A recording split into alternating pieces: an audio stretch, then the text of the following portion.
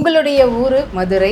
மதுரையில இப்போ பயங்கரமான ஒரு பேரணி போராட்டம். ஸோ இந்த டங்ஸ்டன் அப்படின்றது ஆக்சுவலி அது ஒரு உலோகம். அதை எடுத்து தான் மற்றதெல்லாம் பண்ணுவாங்கன்றது. இது மதுரையில தான் பண்ணணும் அப்படின்றதுக்கு நாங்கள் அப்ரூவலே கொடுக்கலன்னு தமிழக அரசு சொல்றாங்க. தமிழக அரசனுடைய கன்ஃபர்மேஷனோ இல்லைன்னா அவங்க கிட்ட இருந்து ஒரு பெர்மிஷன் இல்லாம சென்ட்ரல் கவர்மெண்டால இப்படி ஒன்று பண்ண முடியுமா? டங்ஸ்டன் இப்போ பெரிய ஒரு பரபரப்பா போயிருக்கு. அது ஒரு தனிம பொருள். கொதிநிலை ரொம்ப அதிகம். ஏறக்குறைய 3422 செல்சியஸ் அப்படின்ற அதாவது இருக்கிறதுலே ஹையஸ்டான ஒரு கொதிநிலை கொண்ட ஒரு தனிம பொருள். இப்போ நம்ம இந்தியாவில் எல்லா பகுதியிலுமே கிடைக்குது அப்படின்னு சேட்டலைட் மூலமா கண்டுபிடிச்சிட்டாங்க.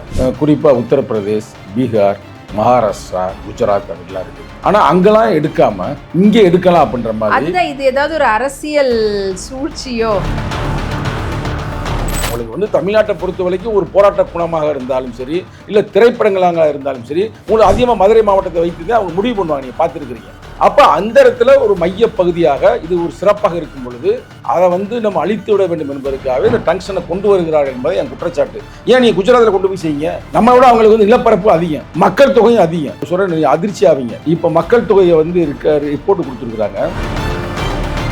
இந்தியாவில் இருக்கிற அந்த ஆளுங்கட்சி, குறிப்பாக பிஜேபி ஒன்றிய அரசாங்கம், அவங்களுக்கு ஒரு சித்தாந்தம் இருக்கு. சனாதனம்ன்ற ஒரு சித்தாந்தத்தில் நடைபெறுது. அந்த சித்தாந்தத்திற்கு நேர் எதிர் சித்தாந்தம் எங்கன்னு பார்த்தோம்னா தமிழ்நாட்டில். அந்த மஞ்சு விரட்டப்ப அதை எதிர்த்து போராடிய முதல் ஆரம்பிச்ச இடமே அலங்காநல்லூர்.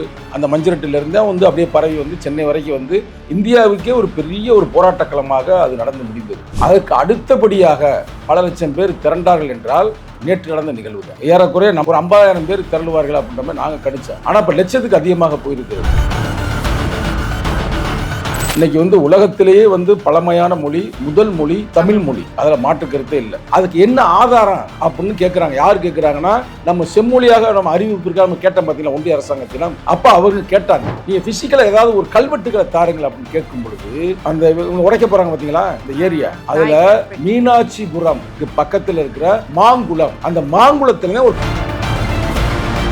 ஏன் நான் தமிழோட மரபை அழிக்கிறான்னு சொல்றாங்கன்னா, ஒரு சின்ன ரெக்கார்டு சொல்றேன். இது யாருமே எங்கேயும் பதிவு பண்ணிருக்க மாட்டார்கள். சிந்து சமொழி நாகரிகத்திற்கு முந்தியது நம்ம நாகரிகம் சொல்றோம். அப்ப இந்த நாகரிகத்தை அழிக்க வேண்டும் என்பதற்காகவே திட்டமிட்டு, நான் சொல்றது ரெக்கார்டுங்க, திட்டமிட்டு ஸ்டெர்லைட்டுடைய நிறுவனம் வரும் பொழுது எதிர்த்து நம்ம போராடணும். அந்த குறிப்புக்கு திருப்பி இதை கொடுத்துருக்காங்க. ஆனா நம்ம தமிழக முதல்வர் என்ன சொல்லிட்டாரு, தூத்துக்குடியில விட்டதை இங்க எங்கேயாவது பிடிச்சிடணும் அப்படின்ற நோக்கத்துக்காகவே அவங்க தமிழ்நாடு செலக்ட் பண்ணாங்களா? இல்ல, அதுதான் உண்மை. தூத்துக்குடி ஆல்மோஸ்ட் நான் காலி பண்ணிட்டோம். இனி மதுரையும் காலி பண்ணுவோம். தமிழர்களுக்கான அந்த வரலாறு, தமிழர்களுக்கான அந்த கலாச்சாரம், பண்பாடுகள் திட்டமிட்டு அளிக்கிறார்கள். ஒரு நெருங்கிய ஒரு அரசு தான் மத்தியில அவங்கதான் ரன் பண்றது. ஏறக்குறைய மோடிக்கு மிக நெருங்கியவர்கள் அந்த நிறுவனத்தின் உரிமையாளர்கள். அண்ணாமலை அவரும் பாத்தீங்கன்னா நாங்களும் ரிக்வெஸ்ட் பண்ணியிருக்கிறோம் அப்படின்னு சொல்றாங்க. இது எந்த அளவுக்கு நம்பலாம்? இல்ல, அவங்க பேசிட்டே ஆகணும். இப்ப அண்ணாமலை இதுக்கு ஆதரவா பண்ணார்னா அவர் எங்கேயுமே நடமாட கூட முடியாது. நாங்கள் நாளை மறுநாள் மதுரை மாவட்டம் அந்த மேலூர்ல எங்க தலைவருடைய தலைமையில பேருந்து நிலையத்தில் பல ஆயிரம் பேரை திரட்டி மாபெரும் கண்டன ஆர்ப்பாட்டம் நடத்த போகிறோம். என்ன நாங்க சொல்ல வர்றோம்னா,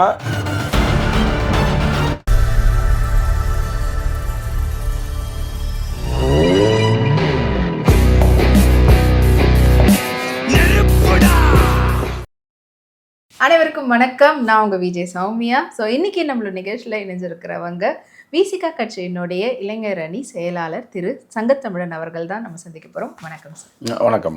உங்களுடைய ஊரு மதுரை. மதுரையில இப்போ பயங்கரமான ஒரு பேரணி போராட்டம் அப்படின்றது தான் ஒரு இப்பத்தி இருக்கக்கூடிய சுச்சுவேஷன் அப்படிதான் இருக்குது. அதை பற்றி சட்டசபையிலையும் ஒவ்வொருத்தரும் பற்றி பேசிட்டு இருக்கிறாங்க. அண்ட் முதல்ல எல்லாருக்குமே இருக்கக்கூடிய, அதாவது மதுரையை தாண்டி இருக்கக்கூடிய மக்களுக்கு சென்னையிலையோ இல்லை வேற ஊரில் இருக்கிறவங்களுக்கு டங்ஸ்டன் இதில் என்ன இருக்குது அப்படின்ற மாதிரி தான் யோசிச்சுட்டு இருக்கிறாங்க. ஸோ இந்த டங்ஸ்டன் அப்படின்றது ஆக்சுவலி அது ஒரு உலோகம். அதை எடுத்து தான் மற்றதெல்லாம் பண்ணுவாங்கன்றது. இது மதுரையில் தான் பண்ணணும் அப்படின்றதுக்கு நாங்கள் அப்ரூவலே கொடுக்கலன்னு தமிழக அரசு சொல்கிறாங்க. அப்படி தமிழக அரசனுடைய ஒரு கன்ஃபர்மேஷனோ இல்லைன்னா அவங்க கிட்ட இருந்து ஒரு பெர்மிஷன் இல்லாமல் சென்ட்ரல் கவர்மெண்டால இப்படி ஒன்று பண்ண முடியுமா? அதாவது முதல்ல டங்ஸ்டன் இப்போ பெரிய ஒரு பரபரப்பாக போயிட்டு இருக்கு. நீங்கள் அழகாக விளக்கமாக கொடுத்துட்டீங்க. அது ஒரு தனிம பொருள். அதை W74 அப்படின்னு சொல்லுவாங்க, அணுயன்.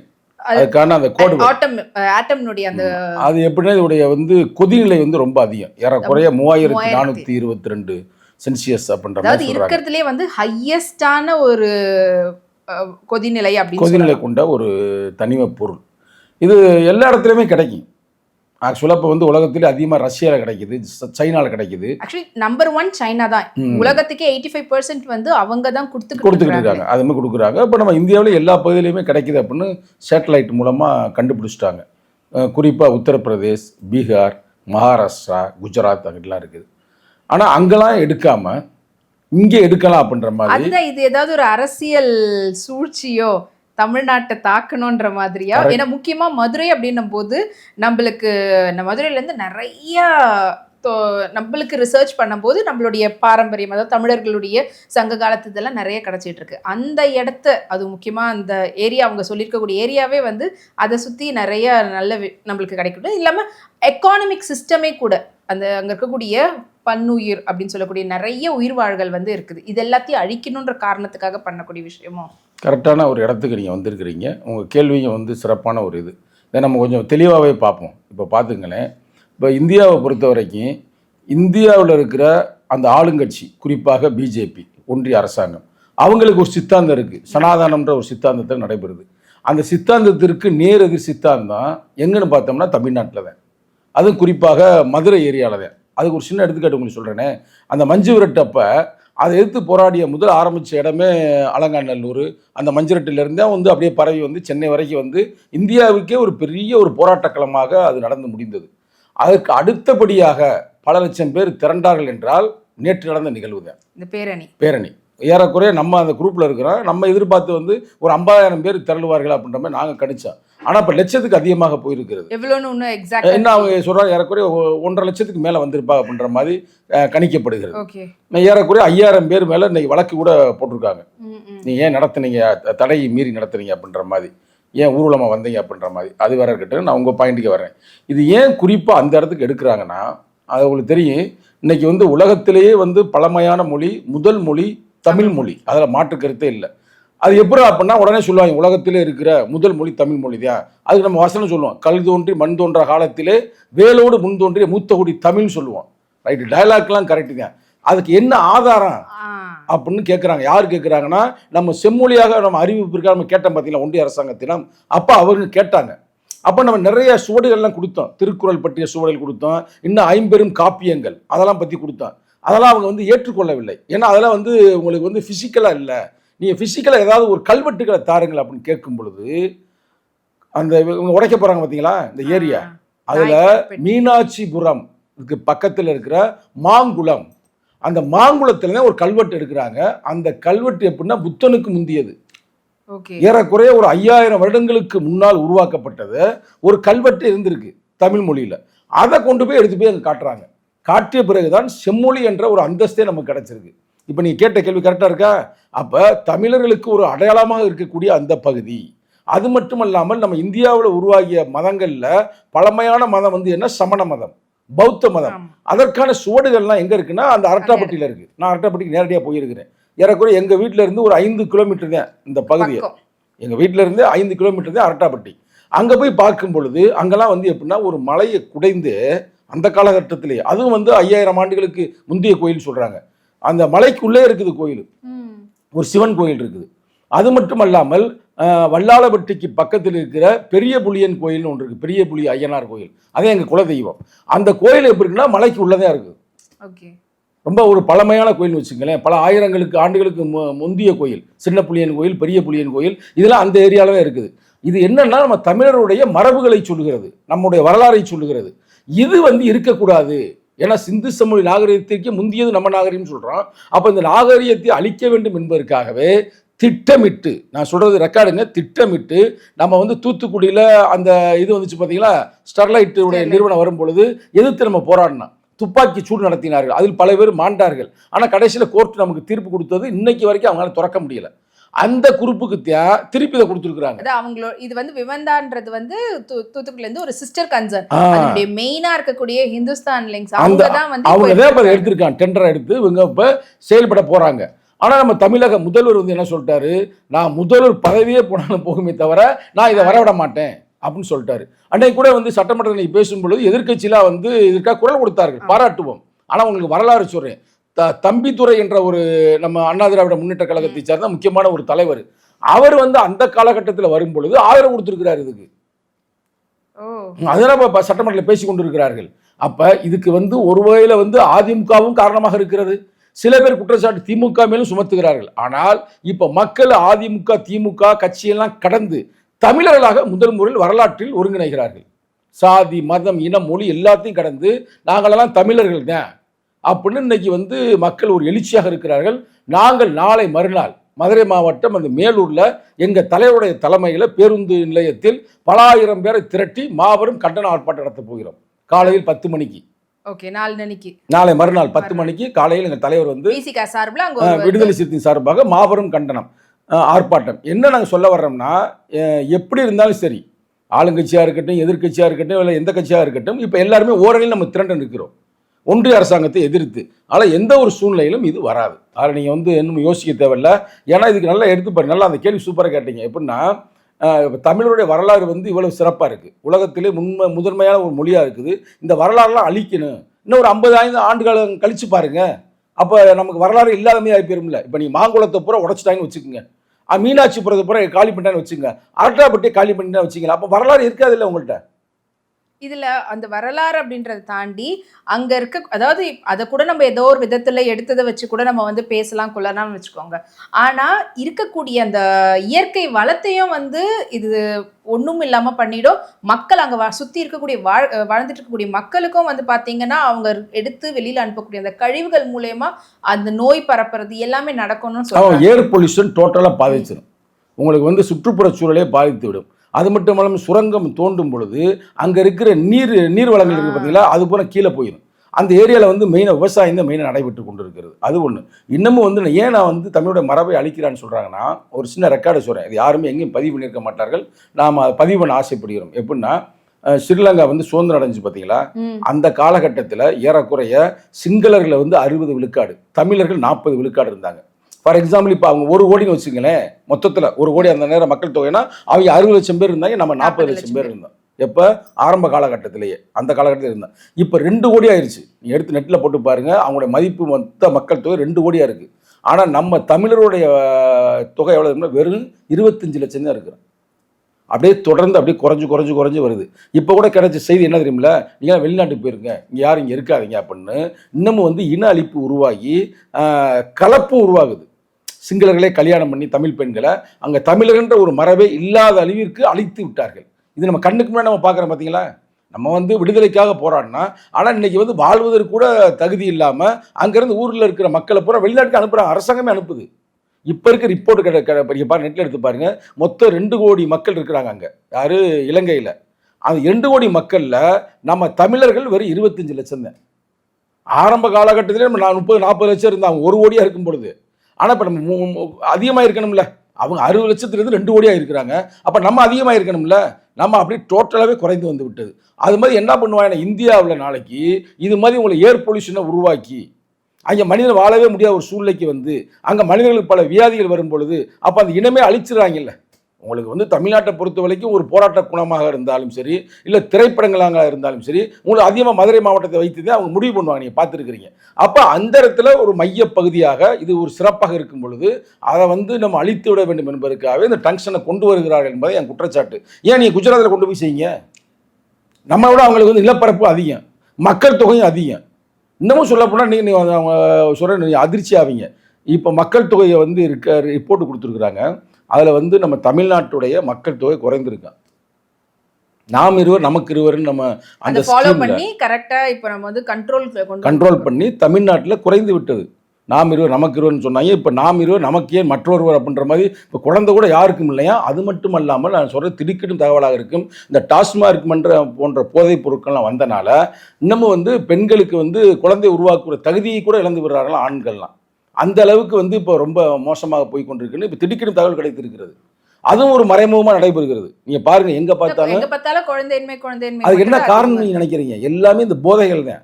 அதிகமாக டாஸ்மார்க் ரோடு வச்சுருக்கிறாங்க. இன்னமும் அதோடைய விற்பனை வந்து அதிகமாகி கொண்டிருக்கிறது. ஒரு பக்கத்து கலாச்சாரம் இப்படி போய்கிட்டு இருக்கு, இன்னொரு பக்கத்து திரைப்படத்திலிருந்து நம்ம தலைவர்களை தேடிக்கொண்டிருக்கிறோம், முதல்வர்களை தலைவர்களை தேடிக்கொண்டிருக்கிறோம். இதே நேரத்தில் இப்படி என்விரான்மெண்டலில் வந்து இது மாதிரி பாதிப்பு செய்து தமிழர்களுக்கான அந்த வரலாறு தமிழர்களுக்கான அந்த கலாச்சாரம் பண்பாடுகள் திட்டமிட்டு அளிக்கிறார்கள். ஆனா இல்ல, இது தமிழர்கள் வரைக்கும் இப்ப தயாராக நம்ம இருக்கு. போராட்டம்லாம் நடத்திட்டு இருக்கோம். இதுக்கு ஏதாவது வந்து மத்திய அரசுல இருந்து, ஒன்றிய அரசு கிட்ட இருந்து ஏதாவது அவங்க சைடுல இருந்து ஏதாவது பதில் மாதிரி ஏதாவது சொல்லியிருக்காங்க? ஒன்றிய அரசாங்கம் என்ன சொல்லுதுன்னா, நீங்க சொன்ன மாதிரி அந்த பன்னியூர் எங்கெங்கெல்லாம் பல உயிர்கள் உருவாகக்கூடிய அந்த குறிப்பிட்ட பயிர் நாங்கள் தொடலை. அதே மாதிரி நாங்கள் மாங்குளத்தை தொடலை. அவங்க சொல்கிறாங்க, ரிப்போர்ட் சொல்கிறாங்க. இப்போ அதே மாதிரி நாங்கள் அரட்டாப்பட்டி இது பண்ணல, மற்ற கிராமங்களை வந்து நாங்கள் எடுப்போம் அப்படின்னு அவங்க திருப்பி சொல்கிறாங்க. 11 கிராமங்கள் அதுல அடங்குது. அதை எடுக்கணும்னு சொல்கிறாங்க. அப்போ எடுத்தாலும் அங்கேயும் பொல்யூஷன் பிரச்சனை ஆகும்ல. அப்போ அங்க எல்லாருக்குமே இருக்கிற மக்கள் சிக்கலாகும்ல. இல்லை எப்படி இருந்தாலும் சிக்கலாக அவங்க என்ன சொல்கிறாங்கன்னா, அரட்டாப்பட்டிக்கு அந்த குறிப்பிட்ட அந்த பகுதியில் எது அந்த மலையை ஒட்டி கோயிலாம் இருக்குது பார்த்தீங்களா, அதை நாங்கள் தொடலை.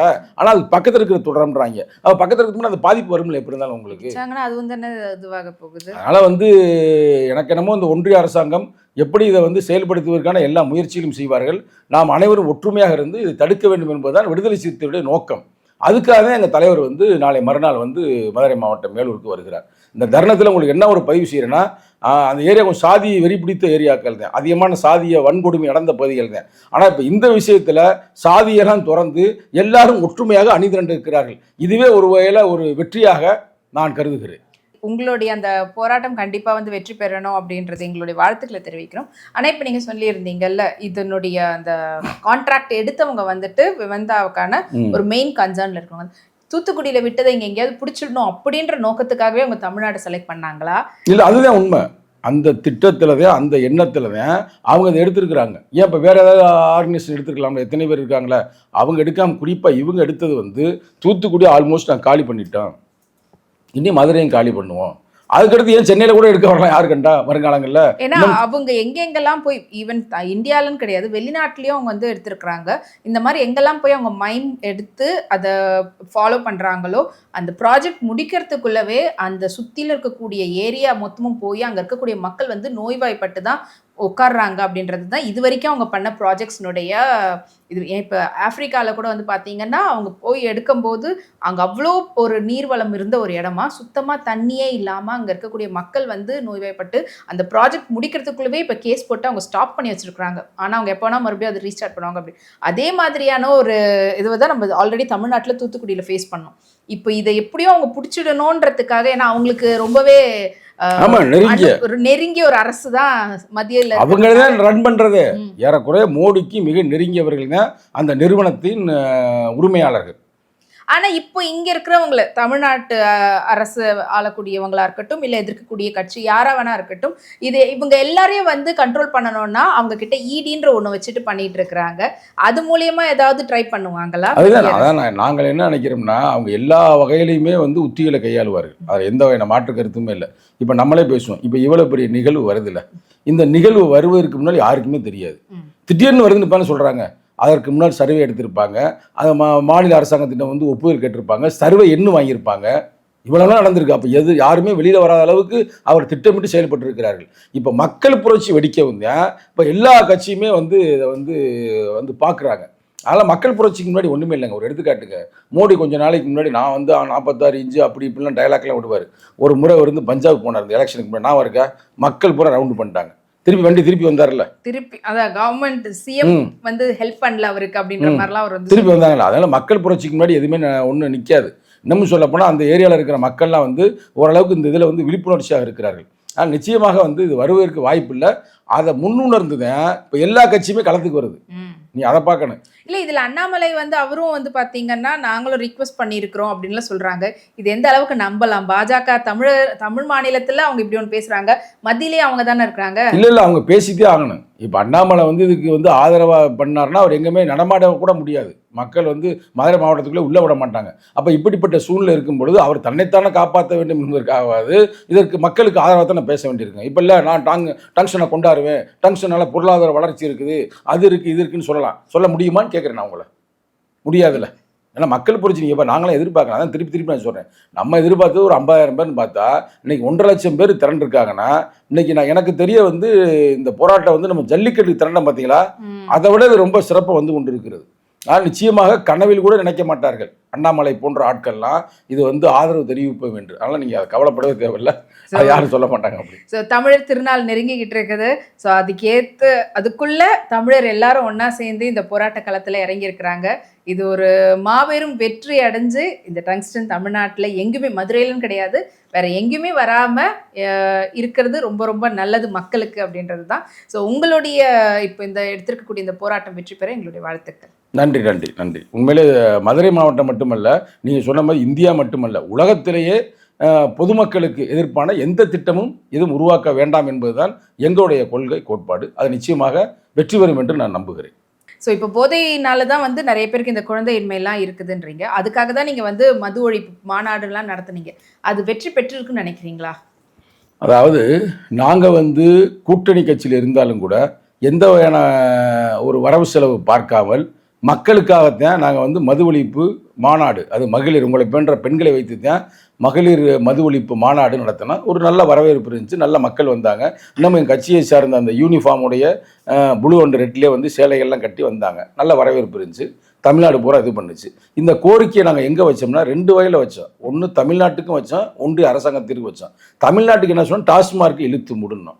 ஒன்றிய அரசாங்கத்துக்கு என்ன சொன்னோம்னா, நீ காந்தியோடைய கொள்கையில் நம்ம ஃபாலோ பண்ணுறோம், இந்திய அரசியலமைப்பு சட்டத்தை ஃபாலோ பண்ணுறோம். அதான் இந்திய அரசியலமைப்பு சட்டம் என்ன சொல்லுது, பூரண மதுவிலக்கை உருவாக்க வேண்டும் என்று சொல்லுது. அப்போ நீ ஒரு சட்டத்தை உருவாக்குங்கள். இப்போ குஜராத்தில் காந்தி பிறந்த பூமியில் வந்து மது இல்லை, அதை போலவே இந்தியா முழுக்க கொண்டு வாங்க, ஒரே ஒரு சட்டம் தானே. இந்தியாவில் மது வந்து எங்கேயும் அரசாங்கம் விற்காது, அதையாவது போடுங்க அட்லீஸ்ட்டு. அப்படி செய்ய வேண்டும் என்பதுக்காக நாங்கள் போராடினோம். தமிழக அரசாங்கம் நிச்சயமாக செய்யும் என்று நம்புகிறோம். நிச்சயமாக அதை செய்வார்கள். ஏன்னா தளபதி ஸ்டாலின் வந்து நிறையா இது கொடுக்குறாரு, விளம்பரம் கொடுக்குறாரு, போதை இல்லாத தமிழகத்தை உருவாக்க வேண்டும்ன்றாரு. போதை இல்லாத எந்த போதை அவர் மீன் பண்றதானே இந்த போதை பொருட்கள் சொல்லிட்டு. அப்போ அது ரைட்டு. அப்படி கஞ்சாவோ இல்லை வேற எதையோ சொல்கிறீங்க, அப்படின்னு மீன் எதையோ சொல்கிறேன்னு வச்சுங்களேன், அது போதைனா அப்போ டாஸ்மார்க் என்ன பழச்சாரான்னு கேட்குறேன், இல்லை அது வந்து மில்கான்னு கேட்குறேன், அப்போ அதுவும் போதை தானே, ரைட்டு தானே. அப்போ வந்து தமிழக முதல்வர் அவர்களே தயவு செய்து நீங்கள் விளம்பரம் படுத்துவதை விட நீங்களே வந்து ஸ்டெப் எடுத்து ஒரு 500 கடையை முதல் கட்டமாக மூடுங்கள். மூட போறான்னு கேள்விப்பட்டிருக்கேன். கூட அதிகப்படியான சேல் வந்து கொடுத்த ஒரு மாநிலத்தில் நம்ம இருக்கிறோம். ஆனால் நிச்சயமாக மூட வேண்டும். மூடுவதற்காக நிச்சயமாக தொடர்ந்து நாங்கள் போராடுவோம். இப்போ கூட நான் உங்கள் தொலைக்காட்சி மூலமாக தமிழக முதல்வருக்கு நான் கோரிக்கை வைக்கிறேன். ஒரே நேரத்தில் உங்களால் டாஸ்மார்க் மூடவில்லை என்றாலும் கூட படிப்படியாக மூடுவதற்கான முயற்சி எடுங்க. இப்போலாம் பாவங்க சின்ன சின்ன பயல்கள்லாம் அவன் தண்ணி அடிச்சு திடுறாங்க ரோட்டில், பார்த்தீங்களா பார்க்கலையா? அது முக்கியமான இடங்கள்ல வந்து மதுக்கடைங்க இருக்குது. அதாவது மார்க்கெட்னுடைய ஆரம்பத்திலையும், அதுக்கப்புறமா வந்து பஸ் ஸ்டாப் பக்கத்துல இப்படியெல்லாம் வேற இருக்குது. மெயினா அந்த மாதிரி கடைகளையாவது அவங்க வந்து அகற்றலாம். இல்லை, நீங்கள் சொல்கிற இந்த நேரத்தில் நான் ஒரு கருத்தை பதிவு செய்ய விரும்புகிறேன். தேனியில் வந்து ஏறக்குறைய அந்த சிட்டிக்குள்ளே 2 கடை இருக்குது. இப்போ 3வது கடையை ஒரு பள்ளிக்கூடத்துக்கு பக்கத்தில் உருவாக்குனாங்க. அங்கே ஒருத்தர் வழக்கு தொடுத்துட்டாரு மதுரை கோர்ட்டில். வழக்கு தொடுத்ததுமே நீதிமன்றத்திலிருந்து தீர்ப்பே கொடுத்துருக்குறாங்க. ஏங்க வந்து இப்படி கெட்டுப்போன சமுதாயத்தை உருவாக்குற முயற்சியை ஏன் எடுக்கிறீங்க அரசாங்கமேன்னு நேரடி அரசாங்கத்தை கேட்டிருக்காங்க. கொடுத்த அனுமதி கொடுக்கல. அந்த இன்னொரு டாஸ்மார்க்கு 2 போதும்னு தடை பண்ணிட்டாங்க. அதில் ஒரு கருத்து சொல்கிறாங்க. அதாவது வந்து பொதுமக்கள் அதிகமாக இருக்கிற பகுதி, பள்ளிக்கூடம், இன்னும் கோயில் இருக்கிற பகுதி, அது பெண்கள் அதிக நடமாட்டம் உள்ள பகுதியில் நீங்கள் தயவு செய்து திறக்காதீங்க அப்படின்னு நீதிபதி கடுமையாக சொல்லியிருக்கிறாரு. இவ்வளோ சொல்லியிருந்தும் கூட இந்த அரசாங்கம் செவிசாய்க்காமல் இருப்பது அது ஒரு சரியாக இருக்காது என்பதுதான் என்னுடைய கருத்து. ஸோ மேபி வருங்காலத்தில் அதனுடைய கடைகள் வந்து குறைக்கிறதுக்கான முன்னெடுப்பு எடுப்பாங்க. நான் உடனே ஃபுல்லாக ஒரே நாளில் இழுத்து முன்னு நான் சொல்லலை, படிப்படியாக குறைங்க. இப்போ ஒரு 500 இது பண்ணி இப்போ சட்டமன்றம் நடந்துகிட்டு இருக்குல்ல, இந்த சட்டமன்றத்துக்கே நான் கோரிக்கை வைக்கிறேன். விடுதலை சிறுத்தைகளுடைய இளைஞரின் சார்பாக நாங்கள் உங்கள் கூட்டணியில் தான் இருக்கிறோம். தொடர்ந்து நாங்கள் தோழமையோடு உங்களை நான் வலியுறுத்த கடமைப்பட்டிருக்கிறேன். சட்டமன்றத்தை நிறைவேற்றுங்கள். ஒரு 500 கடையை இப்போ நாங்கள் குறைக்கிறோம். இந்த இதுக்கு முன்னாடி பொங்கலுக்கு முன்னாடியே குறைக்கிறோம். அடுத்த பிப்ரவரி மார்ச்சில் ஒரு 500 அப்படியே குறைக்கலாம்ல நெறியாளர் அவர்களே. அதுக்கான முயற்சியை நிச்சயமாக எடுப்பாங்க. அவங்க வீட்டிலே இப்போ வந்து பார்த்துங்க. அவர்தே சொல்கிறாரு போதை பண்ணுறது ரொம்ப தப்புன்னு. இப்போ அவங்களுக்கு வேண்டிய நெருக்கமானவர்கள் யாராவது ஒருத்தர் போதை சாப்பிடல, நீங்கள் சொன்னதுக்காக யார் வந்து கஞ்சா அடிக்கலை, யார் அபினை யூஸ் பண்ணல, சரி டாஸ்மார்க்கில் போய் வாங்கி குடிச்சா அது ரைட்டான்னு கேட்குறேன். ஏற்றுக்கொள்ள முடியாதுல்ல. ஆனால் தமிழக முதல்வர் நிச்சயமாக நடவடிக்கை எடுப்பார் என்று நான் நம்புகிறேன். அது நம்ம பொங்கலை முன்னிட்டு அவங்களுக்காக சிறப்பு நிறைய வசூல்லாம் வரக்கூடிய நேரமாச்சு. அது எப்படி இந்த நேரத்தில்? இல்லை, அவர் தமிழக முதல்வர் நம்மளை விட ஒரு தாய் உள்ளத்தோடு அவர் வந்து பணியாற்றி கொண்டிருக்கிறார். நிச்சயமாக பாருங்க, நீங்க வேணா அதிவிரைவில் வந்து கடைகள் வந்து குறைக்கப்படும். அண்ட் இன்னொரு சின்ன விஷயம் சார், நீங்க கூட்டணியில் இருக்கிறதுனால கேட்குறேன், எல்லா வருஷமும் பொங்கலுக்கு வந்து சிறப்பு அந்த பொருட்கள் தரோம் அப்படின்னு சொல்லிட்டு அரிசி, பருப்பு, கரும்பு குடுக்கறதோட சேர்த்து போன வருஷம்லாம் வந்து பார்த்தீங்கன்னா, பொங்கல் செய்யறதுக்கான எல்லா பொருட்களுமே சேர்த்து குடுத்துருந்தாங்க. அந்த முந்திரி அது இதெல்லாம் சொல்லிட்டு கையில காசும் எக்ஸ்ட்ராவா குடுப்பாங்க. ஆனா இந்த வருஷம் காசுன்றது ஒண்ணு குடுக்கவே இல்ல. இது வந்து எலக்ஷன் இல்ல இந்த வருஷம் அப்படின்ற காரணத்தினால இது எக்ஸ்ட்ராவா அவங்க குடுக்கலையா? அடுத்த வருஷம் எலக்ஷன் வரப்போது அப்ப சேர்த்து பார்த்துக்கலான்றதுக்காக அத ஒத்தி வச்சிருக்காங்களா? அது எப்படின்னு தெரியல. நானும் உங்கள மாதிரி தான். நாங்க ஒண்ணும் ஆட்சி அதிகாரத்துல இல்ல. நாங்கள் வந்து ஒரு தொகுதி பங்கீடோடு ஒரு கூட்டணியில தான் நாங்க இருக்கிறோம். ஆனா அதுக்கான அமைச்சர் அந்த ரெஸ்பான்சிபிள் அமைச்சர் தென்னரசு என்று நான் எண்ணுகிறேன். அவர் வந்து பேட்டி குடுத்திருக்காரு. என்ன சொல்றாருன்னா, ஒன்றிய அரசாங்கம் எங்களுக்கு வழங்கக்கூடிய அந்த இழப்பீடுகளை வழங்கவில்லை, பணம் வழங்கவில்லை. இன்னும் ஜிஎஸ்டி பணம்லாம் வழங்கல. அதனால எங்களால குடுக்க முடியல அப்படின்ற மாரி சொல்லியிருக்கிறாங்க. பட் மக்கள் வந்து மிக வறுமையா தான் இருக்கிறாங்க. நம்ம ஏன்னா வந்து 2001ல அவங்க வரும்போதும் அதே கஜானால காசு இல்லன்னு தான் சொன்னாங்க. ஆனா அப்பவும் வந்து பார்த்தீங்கன்னா, பொங்கலுக்கு வந்து காசு குடுக்கறதெல்லாம் குடுக்க தான் ஒருவேளை செஞ்சாங்க. எப்படி இருக்குமோ அவங்க வந்து காசை வாங்கிட்டு போய் அவன் வீட்டில் இருக்க புருஷனை எடுத்து போய் டாஸ்மாகில் குடிச்சு காலி பண்ணிடுறாங்க. அதனால கொடுக்காம இருப்பா அப்படின்னு நினைக்கிறாளா என்னன்னு தெரியல. நிச்சயமாக பெண்களுக்கு வழங்க வேண்டும் என்பதுதான் எங்களுடைய கோரிக்கை. சோ எப்படியும் அது ரிட்டர்ன் மறுபடியும் எங்களுக்கு தான் வரப்போகுது. அதனால நாங்க குடுக்காம நாங்களே வச்சுக்கிறோம். அப்படிதான் நினைக்கிறேன். ஏன்னா அப்படிதான் பெண்களுக்கு கொடுக்குறாங்க. வாங்கிட்டு வந்து புருஷன்மாரில் ஆட்டை போட்டு போயிடுறாங்களே. போய் அணைய காலி பண்ணி முடிச்சிடுறாங்களே. அது மாதிரி செய்தி கிடைத்து கொண்டிருக்கிறது. அது எவ்வளவு உண்மை என்று தெரியவில்லை. உங்களுடைய கருத்துக்களை பகிர்ந்துட்டு ரொம்ப நன்றி. நன்றி, நன்றி, வணக்கம்.